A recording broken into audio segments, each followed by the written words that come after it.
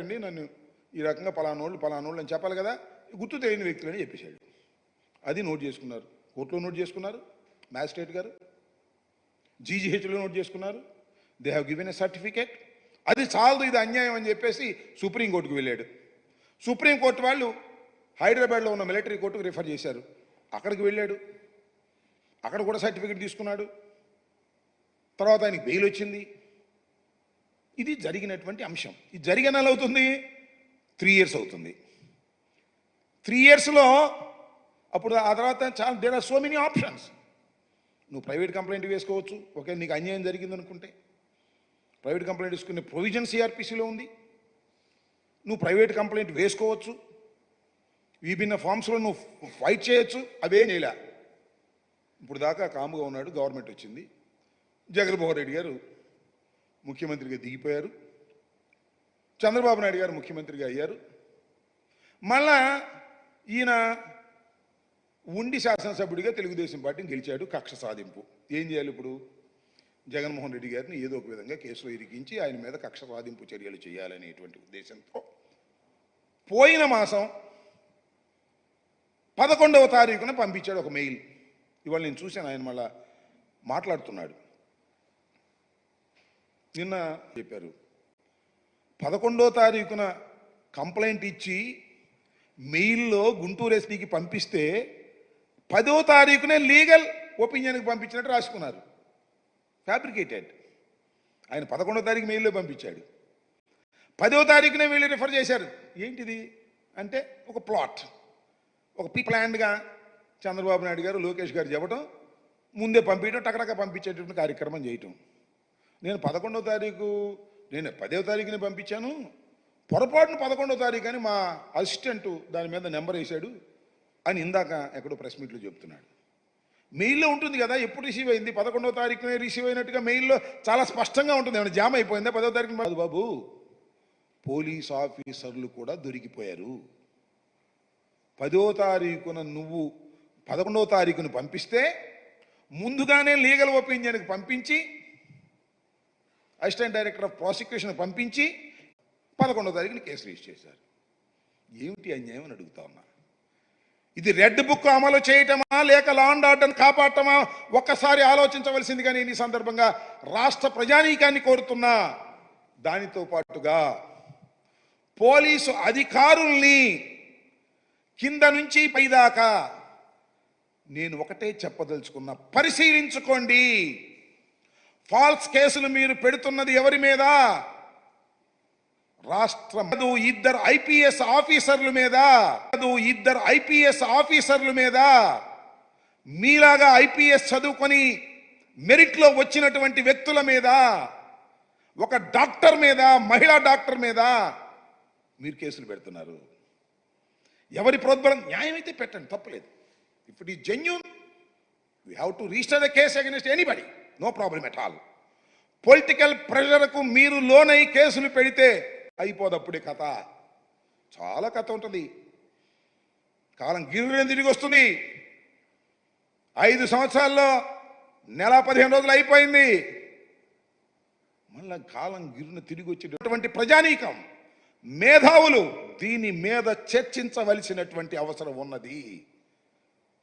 ఇలాంటి false cases మీరు పెడుతున్నప్పుడు దీన్ని చర్చ జరగవలసినటువంటి అవసరం ఉంది. న్యాయవాదులందరూ కూడా దీన్ని ఆలోచించండి. ఇలా అయితే అన్ని కేసులు పెట్టచ్చు. ఎప్పుడో 10 సంవత్సరాల క్రితం జరిగింది కూడా ఇవాళ కోర్టు చేసి పెట్టేసి లోపలేసేయచ్చు. ఆలోచించవలసిందిగా ఈ సందర్భంగా నేను కోరుతూ, ఇలాంటి పిచ్చి చేష్టలు చేయటం వల్ల మీకు ఏ విధమైన లాభము లేకపోగా తీవ్రమైన నష్టాన్ని ఈ ప్రభుత్వం ఎదుర్కోబోతుంది రాబోయే కాలంలో. ఇళ్ళలకు కానీ సంబరం కాదని కూడా ఈ సందర్భంగానే చెప్తున్నా. ఏదో అధికారంలోకి వచ్చారు మీరు, మాకు కేవలం 11 మాత్రమే వచ్చాయి. అందువల్ల మీరు ఈ విధంగా రెచ్చిపోయి దారుణంగా ప్రవర్తిస్తే ప్రజలు సహించరని కూడా ఈ సందర్భంగా నేను మీ ద్వారా చెప్పదలుచుకున్న, పోలీసు అధికారులు కూడా చెప్పదలుచుకున్నాను. ఇంకో రెండో అంశం, ఇంకొక అంశం 2 అంశాలు మాట్లాడతాను. మరొక అంశం, ఇందాక రామానాయుడు గారు అనుకుంటాను, ఇరిగేషన్ మంత్రి గారు ప్రెస్ మీట్ పెట్టారు. చాలా విషయాలు చెప్పినట్టున్నారు ఆయన. నేను కూడా అక్కడక్కడ విన్నా. ఇప్పుడు జస్ట్ బిఫోర్ తెలుగుదేశం ఆఫీసులో పెట్టారు రామానాయుడు గారు, ఇరిగేషన్ మంత్రి గారు. నేను చేసిన పోర్ట్ఫోలియోలోనే మంత్రి రామానాయుడు గారు.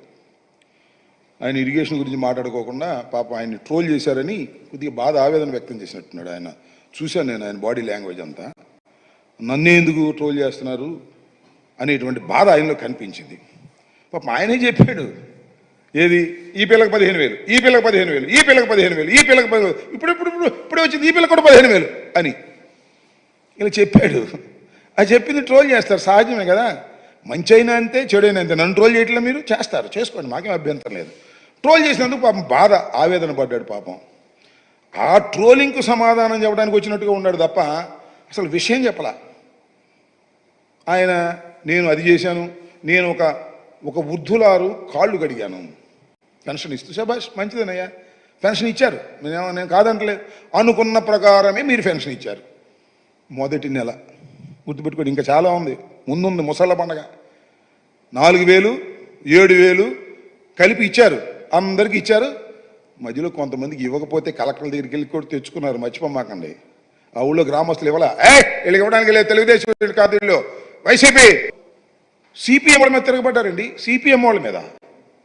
అవి కూడా మీరు సక్రమంగా ఇవ్వలేదు బ్రదర్ రామానాయుడు, అవి కూడా సక్రమంగా ఇవ్వలా. మొత్తానికి ఇచ్చారు, మామ అనిపించారు, ఓకే. ఇచ్చినాడి గురించి కాదయ్యా, ఇవాళ ఏంటని అడుగుతా ఉన్నా.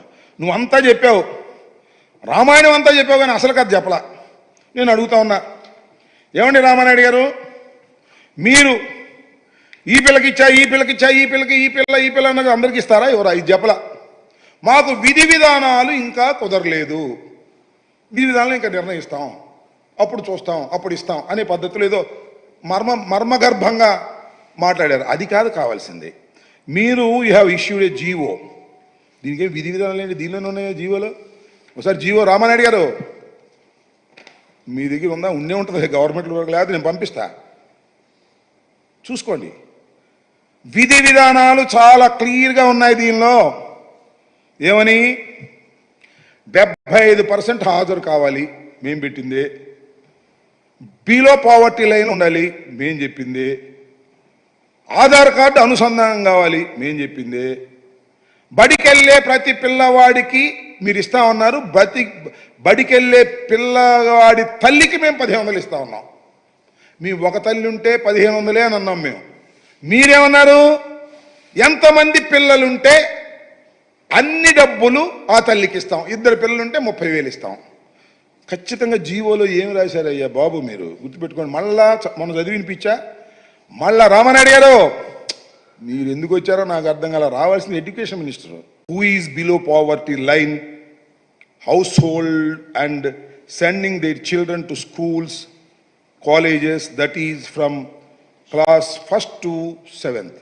ఇక్కడ ఏమన్నారు మీరు, చాలా per annum each mother or recognised guardian. Each mother అంటే ప్రతి తల్లికి 1,500 చాలా క్లియర్గా ఇచ్చారు. దీన్ని సరి చేస్తారా? అది చెప్పడం. విధి విధానాలు కంప్లీట్ కాలేదండి, తూచి వేగంగా అలా చెప్పి వెళ్ళిపోయి తప్పుకుపోయేటటువంటి ప్రయత్నం చేస్తున్నారు. మీరు ఇప్పటికైనా స్పష్టంగా రామానాయుడు గారు చెప్పవలసింది, చెబితే చెప్పని పోను, మాకేం అభ్యంతరం లేదు. చంద్రబాబు నాయుడు గారు కానీ, ఎడ్యుకేషన్ మినిస్టర్ లోకేష్ గారు కానీ, మేము ఈ జీవోను మారుస్తాం. జీవో లేకుండా చేస్తారా? జీవోను మారుస్తాం.